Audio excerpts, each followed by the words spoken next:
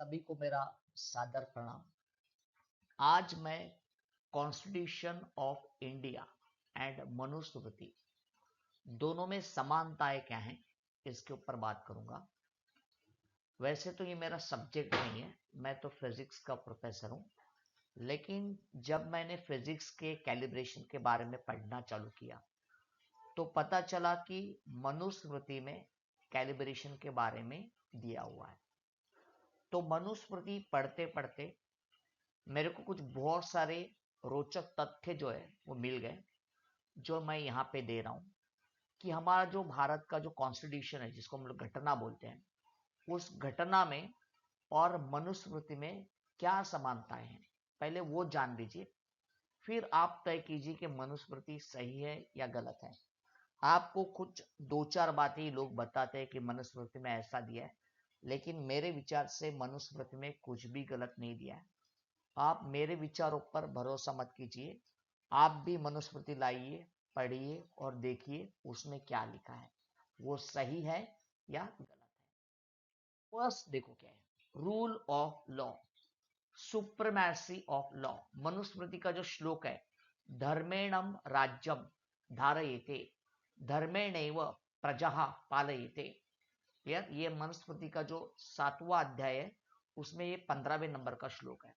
इसमें का ट्रांसलेशन है, the king should govern the state and according to the dharma and protect the people only through the धर्म।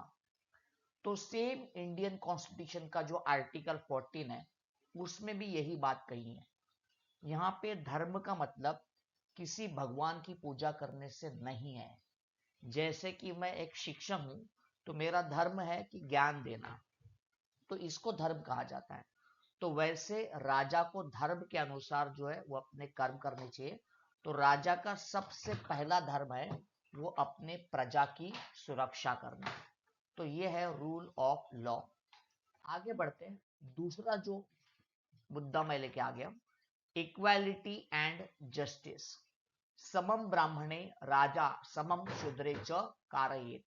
Means सभी के लिए जो लॉ है वो एक जैसा होना चाहिए। जैसे हम लोग बोलते हैं संविधान, इसका मतलब ये सबके लिए एक जैसा विधान। यहाँ पे देखो ट्रांसलेशन दिया है, the king should administer justice equally to the Brahmin and Shudra. अब आप बोलोगे देखो यहाँ पे ब्राह्मण और शूद्र की बात की है, तो यहाँ पे जाति व्यवस्था आ गई। तो मनुस्मृति में लिखा है कि जब कोई भी व्यक्ति जन्म लेता है तो वो शूद्र ही रहता है, मतलब उसने कुछ भी कर्म नहीं किए रहते हैं। और जब वो कर्म करता है और उसके जो गुण है, उससे उसका जो वर्ण है उसकी पहचान होती है। अगर आप भगवत गीता की बात करें तो भगवत गीता में भी बोला है कि चातुर्वर्ण्यम मया सृष्टिम गुण कर्म विभाग्यस्य। मीन्स मैंने 4 वर्ण जो बनाए हैं वो आपके गुण जो है और उनके जो कर्म है आपके, उसके ऊपर से बनाए। अगर हम लोग विश्वामित्र की बात करें तो विश्वामित्र को हम लोग ऋषि मुनि मतलब ब्राह्मण समझते हैं, लेकिन वो जन्म से तो क्षत्रिय थे। आज भी हमारे यहाँ पे वाल्मीकि समाज को आरक्षण दिया जाता है, लेकिन वाल्मीकि तो ब्राह्मण थे, उन्होंने बहुत बड़ी बड़ी रचनाएं की। यार परशुराम जो ब्राह्मण थे लेकिन उन्होंने क्षत्रिय का कार्य किया। तो यहाँ पे ऐसा कुछ भी नहीं है, जन्म से आपके वर्ण की व्यवस्था नहीं है, ये आपके कर्म से है। तो यहाँ पे कहने का उद्देश्य है कि मनुष्य के कर्म कैसे भी हो, लेकिन जो जस्टिस है, जो आपके जो लॉज है, वो सबको एक जैसे ही होने चाहिए। आगे अगर हम लोग चलते हैं, protection of women.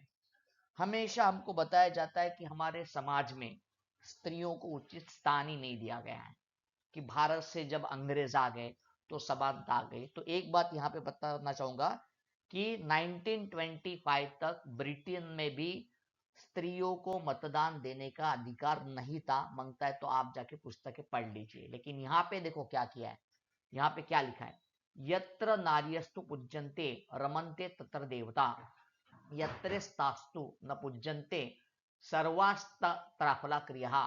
Where women are respected, the gods rejoice. Where they are not respected, all actions becomes fruitless. जहां पे स्त्रियों की पूजा होती है, उनको एक ऊंचा दर्जा दिया जाता है, वहां पे ही भगवान निवास करते हैं। और जहां पे ऐसा नहीं होता है वहां पे आप कितने भी अच्छे कर्म करें उसका कोई मतलब नहीं है। तो यही तो इंडियन कॉन्स्टिट्यूशन का जो आर्टिकल है 14.15.21 ये भी तो यही बात करता है। आगे बढ़ते हैं। Welfare of the people, social responsibility of the state, प्रजानां पालनम धर्म राज्ञः परम उच्यते। The foremost duty of the king is the protection and welfare of the people. किसी भी राजा का या किसी भी सरकार का सबसे पहला कर्तव्य ये रहता है कि अपनी जो प्रजा है उसके कल्याण के बारे में कुछ कार्यक्रम करे, उनके बारे में सोचे, उसको सर्वोच्च प्राथमिकता दी जाए। तो इंडियन कॉन्स्टिट्यूशन का जो आर्टिकल 38 और 39 है वो भी इसी की बात करता है। आगे चलते हैं।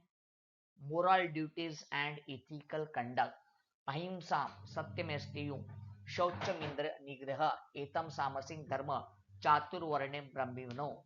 नॉन वायलेंस, नॉन वायलेंस तो किसी भी धर्म में कहा गया है। भारत के कोई भी धर्म उठा के लीजिए आप, सनातन धर्म लीजिए, जैन धर्म लीजिए, बौद्ध धर्म लीजिए, सब में तो अहिंसा की बात की है। तो इसमें गलत क्या है? और इंडियन कॉन्स्टिट्यूशन का जो आर्टिकल है 51A ये भी तो यही बात करता है। तो कंक्लूजन, भले हमारा जो घटना है या हमारी जो मनुस्मृति है ये अलग अलग युगों में कही गई है, लेकिन दोनों में जो बातें कही गई है वो एक जैसी है। वो क्या है? Law, justice, equality, welfare and moral conduct. तो यही तो हमारी राज्य घटना है।